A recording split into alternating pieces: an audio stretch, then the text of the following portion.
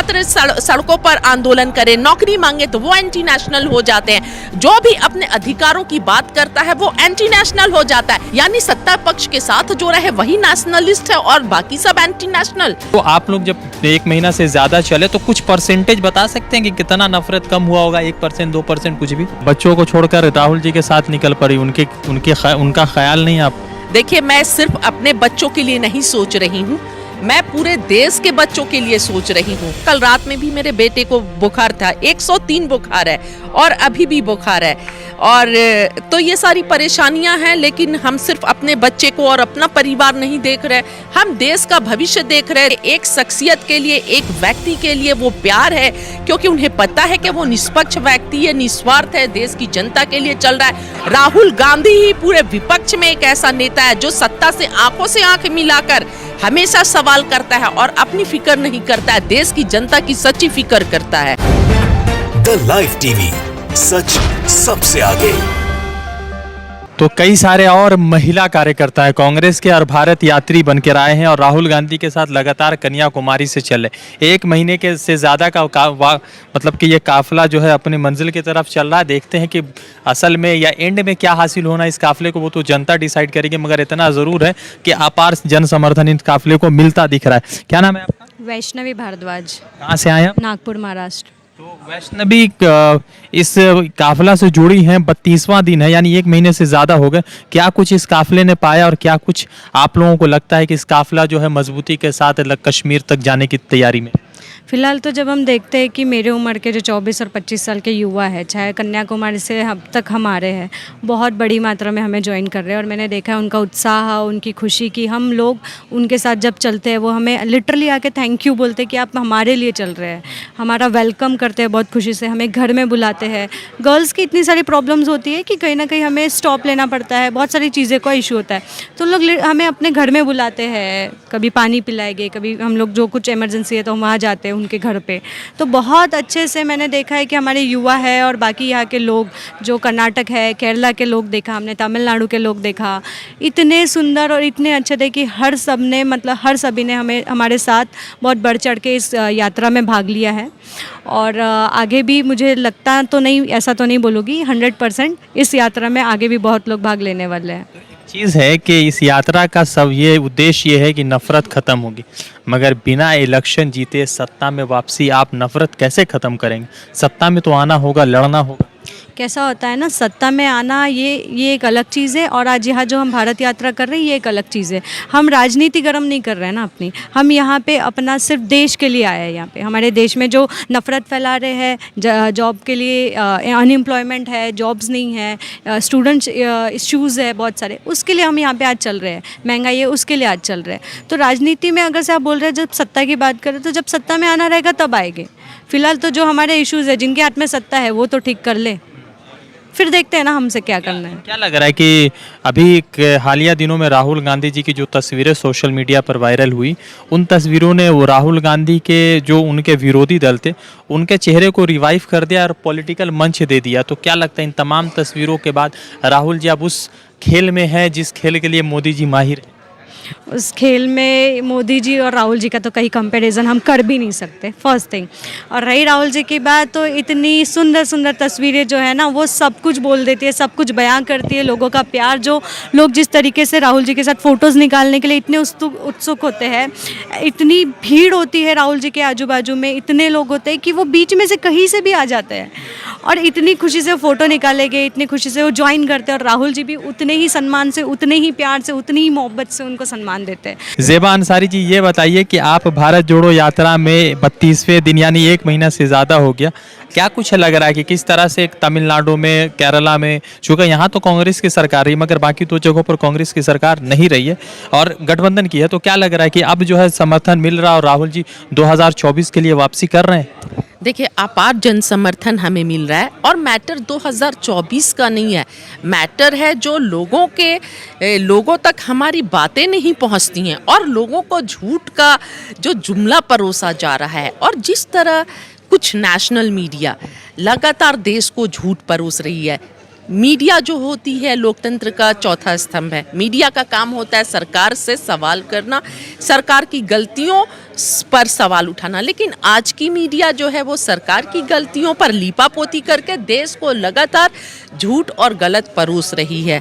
तो एक जो कन्वर्सेशन है ऑपोजिशन की और देश की जनता के बीच से, उसको कट ऑफ कर दिया गया। इसलिए हम सड़कों पर उतरे हैं ताकि देश की जनता से डायरेक्ट बात हो सके, अपनी बातों को देश की जनता तक पहुंचा सके और देश की जनता क्या तकलीफ उठा रही है, क्या कैसे स्थिति में, उससे डायरेक्ट कनेक्टिविटी बन सके। जैसे लगातार, मगर चूंकि इसका पूरा एक मूल्य उद्देश्य तो ये भी होना चाहिए ना कि इस यात्रा के बाद जो है सत्ता से उनको बेदखल किया जाए और एक नई सत्ता के सरकार को वापस लाया जाए, तो क्या उस चीज़ में सक्षम है? देखिए, देश की जनता बहुत समझदार है। हम पहले दिल को जोड़ने निकले हैं, दिल जोड़ेंगे। देश की जनता को जो गलत परोसा गया है, उस गलत को जो सच है उन्हें बताएंगे। उसके बाद से देश की जनता खुद समझदार है और झूठ का राज ज़्यादा दिन तक नहीं चल सकता। आप झूठ का रास्ता आसान होता है लेकिन वो हमेशा के लिए नहीं होता, और सच हमेशा बहुत मुश्किल होता है, कठिन होता है, लेकिन अंत में जीत जो है सच की होती है। और राहुल जी तो बहुत ही अच्छे व्यक्ति हैं और अच्छे चरित्र के हैं, झूठ से कोसों दूर है, सच्चे व्यक्ति हैं। तो देश की जनता ये रियलाइज करेगी। जो हम कन्याकुमारी से देखते आ रहे हैं, जो जनता का अपार जन समर्थन मिल रहा है, वो पूरा देश देख रहा है। और यहाँ तक कि बीजेपी की बौखलाहट में भी राहुल जी का जो ये भारत जोड़ो यात्रा का सक्सेस है, वो देश की जनता देख रही है कि विपक्ष सत्ता पक्ष के लोग कैसे परेशान हो गए हैं और उलझुल कमेंट्स कर रहे हैं। तो ये बता रही है कि ये यात्रा कितनी सक्सेस है। एक सवाल है कि आप घर में आपके कौन कौन लोग? मेरे बच्चे हैं, हस्बैंड हैं, 3 बच्चे हैं, हस्बैंड हैं, मैं हूँ। तो आप बच्चों को छोड़कर राहुल जी के साथ निकल पड़ी, उनका ख्याल नहीं है आपको? देखिए, मैं सिर्फ अपने बच्चों के लिए नहीं सोच रही हूँ, मैं पूरे देश के बच्चों के लिए सोच रही हूँ। और जहाँ पर देश की बात आती है, देश के हित की बात आती है, तो उस समय अपना हित और अपना परिवार, ये बहुत छोटी बातें हो जाती है। कल रात में भी मेरे बेटे को बुखार था, 103 बुखार है और अभी भी बुखार है। और तो ये सारी परेशानियां हैं, लेकिन हम सिर्फ अपने बच्चे को और अपना परिवार नहीं देख रहे, हम देश का भविष्य देख रहे हैं, देश में आने वाले बच्चों का भविष्य क्या होगा ये देख रहे हैं। और इसलिए ये यात्रा कर रहे हैं कि अपने स्वार्थ को, अपने को तकलीफ देकर, गांधी जी के विचारों को पर चलते हुए हम सत्याग्रह कर रहे हैं। सत्याग्रह का मतलब ही यही होता है कि सत्य के लिए खुद को तकलीफ देकर आग्रह करना, उसी रास्ते पे हम चल रहे हैं। आज के 2022 में इन तमाम सत्याग्रह के बाद तो आपको सरकार में लाना है, वापसी करना, तभी तो जिनके लिए आप लड़ रहे हैं वो भी समझेंगे कि हाँ, मेरे लिए लड़ने वाला व्यक्ति अब लड़ रहा है। ये बोला जाता है, बड़े बड़े ग्रंथों में लिखा हुआ है कि आप कर्म कीजिए, फल की चिंता मत कीजिए। तो हमारा जो फर्ज है, कांग्रेस पार्टी का जो फर्ज है, जो राहुल जी का फर्ज है और देश की जनता का फर्ज है, एक जागरूक जनता होने के नाते वो हम अपना फर्ज कर रहे हैं पूरा। कर्नाटक चूँकि ये भी बहुत जो है विवादों का केंद्र रहा है पिछले 4-5 महीने में, हिजाब, मंदिर, मस्जिद, तमाम तरह के विवाद आए हैं। तमिलनाडु में भी कई सारे विवाद थे और मलयालम में भी, मतलब केरला में भी RSS का कई सारा विवाद है कि उनके कार्यकर्ता मारे जा रहे हैं। तो आप लोग जब 1 महीना से ज़्यादा चले तो कुछ परसेंटेज बता सकते हैं कि कितना नफरत कम हुआ होगा? 1%, 2%, कुछ भी? बहुत नफरत। जिस तरह सड़कों पर लोग आकर राहुल जी का इंतजार कर रहे हैं, आप कैमरा घुमाइए और लोगों का प्यार देखिए कि वो एक चाहत राहुल जी को, अपने नेता को। आज हम 6 बजे निकले, 6:15 बजे दिन में सुबह कौन उठता है? सड़कों पर महिलाएं, बच्चे, इतनी संख्या में लोग थे। तो जाहिर सी बात है कि एक शख्सियत के लिए, एक व्यक्ति के लिए वो प्यार है, क्योंकि उन्हें पता है कि वो निष्पक्ष व्यक्ति है, निस्वार्थ है, देश की जनता के लिए चल रहा है। और आज के जहां पर लोकतंत्र एकदम हाशिए पर आ गया है, राहुल गांधी ही पूरे विपक्ष में एक ऐसा नेता है जो सत्ता से आंखों से आंख मिलाकर हमेशा सवाल करता है और अपनी फिक्र नहीं करता है, देश की जनता की सच्ची फिक्र करता है। और आप एक और सवाल कर रहे थे, एंटी नेशनल, तो मैं उस पर यह बोलूंगी कि सत्ता में बैठे हुए लोग जो हैं देश के लोकतंत्र के लिए खतरा हैं और सबसे बड़े एंटी नेशनल यही है। क्योंकि जब भी कोई सत्ता पक्ष से सवाल करता है तो ये बहुत आसानी से एक शब्द है एंटी नेशनल, जिसका प्रयोग ये करते हैं। तो सबसे बड़े एंटी नेशनल ये हैं, क्योंकि एंटी नेशनल वो होता है जो लोकतंत्र की गला घोटे, जो संविधान को की रोज अवहेलना करे, जो संविधान की रोज धज्जियां उड़ाए, जो ये सरकार कर रही है। किस फार्मर प्रोटेस्ट मैं फार्मर प्रोटेस्ट में 13 मंथ्स थी, वहाँ पर आए दिन यही चर्चा कि ये फार्मर प्रोटेस्ट में जितने एंटी नेशनल है सब मौजूद है, लेकिन लास्ट में सरकार ने खुद तीनों काले कानून को वापस किया। आज अगर छात्र सड़कों पर आंदोलन करें, नौकरी मांगे तो वो एंटी नेशनल हो जाते हैं, जो भी अपने अधिकारों की बात करता है वो एंटी नेशनल हो जाता है। यानी आप एंटी नेशनल इस यात्रा को बोल रहे हैं, और जो यात्रा के लिए राहुल जी के स्वागत के लिए 1-1 लाख की भीड़ है, जो सड़कों पर 10-10, 15 किलोमीटर लगातार भीड़ है दोनों साइड, तो आप उसे भी यानी इनडायरेक्टली एंटी नेशनल बोल रहे हैं। यानी सत्ता पक्ष के साथ जो रहे वही नेशनलिस्ट है और बाकी सब एंटी नेशनल। इस तरह की सोच रखने वाले ही सबसे बड़े एंटी नेशनल है और इस देश के लिए घातक है। तो आप यहाँ इलेक्शन मतलब भारत यात्रा चल रहा है, गुजरात का चुनाव है, हिमाचल का चुनाव है, तो क्या आपने वॉक ओवर कर दिया कांग्रेस ने? क्योंकि राहुल जी तो यहाँ व्यस्त हैं। देखिए, हम तो दिल जीतने निकले हैं, वो इलेक्शन तो जनता का काम है, हम तो पहले दिल जीतने निकले हैं और दिल जीतने पर ही हम विश्वास रखते हैं। ये मैं जो आपको पहली फ़ोटो दिखा रही हूँ, इसमें हमारे एक बहुत बुज़ुर्ग हैं, शायद मेरी माता जी की उम्र के ही होंगे। ये अपनी इस फ़ोटो को लेकर सुबह 5:30 बजे सड़कों पर थे और ये लिख रहे हैं उसमें, राहुल जी आप मेरी जान हो, एक बार गले लगाने का मौका मिलेगा क्या? तो थोड़ी दूर बाद देखा मैंने जाकर कि राहुल जी से इनको मिलने का मौका मिला। ये केरला की तस्वीर थी। दूसरी तस्वीर मैं दिखाऊंगी आपको, ये मेरी ही उम्र की एक हमारी बहन, हो सकता है 2-4 साल छोटी हूँ। इन्होंने एक तस्वीर तैयार करी और मुझे ऐसा लगता है इस तस्वीर को तैयार करने में लगभग 2 महीने का समय इस बच्ची को लगा होगा।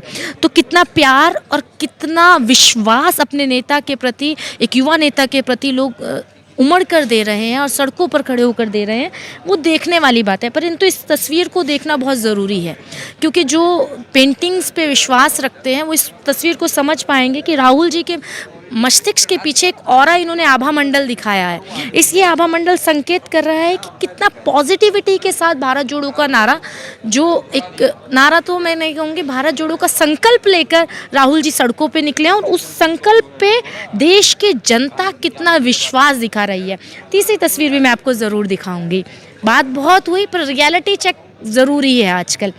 ये तस्वीर अभी यहीं की तस्वीर है, कर्नाटका की, और एक ही हमारी बहन है, ये अपने छोटे से नवजात शिशु को लेकर खड़ी है।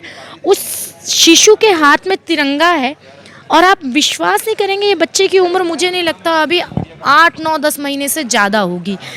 आज ये मैं देख रही हूँ कि बच्चे, बूढ़े और जवान इस यात्रा के प्रत्यक्षदर्शी होकर वो ये मतलब एक गवाह बन रहे हैं कि देश में एक नई क्रांति जन्म ले चुकी है और जिसका गवाह कोई ऐसा वर्ग नहीं है जो नहीं बनना चाहता है। जो लोग आज़ादी की लड़ाई में नहीं थे वो शामिल हो जाएंगे तो उनको धन्य प्राप्त हो जाएगा। मैं तो आपके माध्यम से आज उन लोगों से भी एक अपील करूंगी हाथ जोड़कर कि आपके पास भी एक मौका है। कहते हैं आपको समय आने पे अपने पाप धोने चाहिए। आप बहुत सारे लोग ऐसे हैं, मैं भारत जोड़ने की बात करती हूँ तो मुझे ऐसा लगता है मुझे कोई कटु वाक्य अपने मुँह से नहीं निकालना चाहिए। माफ़ करने का दिल हमेशा रखना चाहिए। हमारे नेता और हमारी पार्टी के पास भी बहुत बड़ा दिल है। राहुल जी ने अपने पिताजी के जो भी हत्यारे थे उनको माफ़ कर दिया। बिल्कुल, मैं उनकी छोटी बहन की तरह हूँ और मैं उनके बताए रास्ते पर उनके साथ चल रही हूँ, तो मेरा भी ये फ़र्ज़ बनता है कि मैं भी उसी रास्ते पर चलूँ। मैं तो पूरे देश के, मैं मोदी जी एक व्यक्ति हैं और भारत बहुत बड़ा है, हमारे देश के प्रधानमंत्री हैं, हम बच्चों के तरह हैं उनके, उनसे भी अपील है। आप आज एक ऐसी पार्टी का मुखिया हैं, मतलब एक ऐसा प्रतिनिधित्व कर रहे हैं प्रधानमंत्री के तौर पर ऐसी पार्टी से कि जिस पार्टी का देश की आज़ादी में कोई योगदान नहीं था। आज आपके पास भी मौका है। आइए, भारत जोड़ो के संकल्प के साथ आप प्रत्यक्ष रूप से नहीं जुड़ सकते तो अप्रत्यक्ष रूप से जुड़िए। तो लगातार बहुत सारी महिलाओं से बात हुई, भारत यात्रियों से बात हुई और लगातार जिस तरह से अमित शाह ने नई चीज़ें जो है गढ़ दी हैं और उसके बाद बीजेपी कर्नाटका लगातार इल्ज़ाम लगा रही है कांग्रेस के ऊपर, तो इन इल्ज़ामों पर भी खुलकर बातचीत हुई। अब सबसे महत्वपूर्ण ये है कि एक महीने से ज़्यादा इस पूरे यात्रा को गुजर चुकी है और यात्रा में जो भीड़ है, मैं खुद भी इस बात का गवाह हूँ कि यात्रा में भीड़ बढ़ता जा रहा है और जिससे कहीं ना कहीं सत्ता पक्ष के लोग बौखलाए हुए। अब देखते हैं कि जब ये कन्याकुमारी तक से चला है और कश्मीर तक जब पहुंचेगा तो इस यात्रा से क्या कुछ हासिल होगा। वैसे गुजरात का चुनाव करीब है, उससे ज़्यादा करीब हिमाचल का चुनाव है, तो शायद कांग्रेस उस बारे में भी ज़रूर सोच रही होगी। रज़ा अंसारी की रिपोर्ट, लाइव टीवी के लिए जुड़ते दूसरे अपडेट के साथ धन्यवाद। द लाइव टीवी, सच सबसे आगे।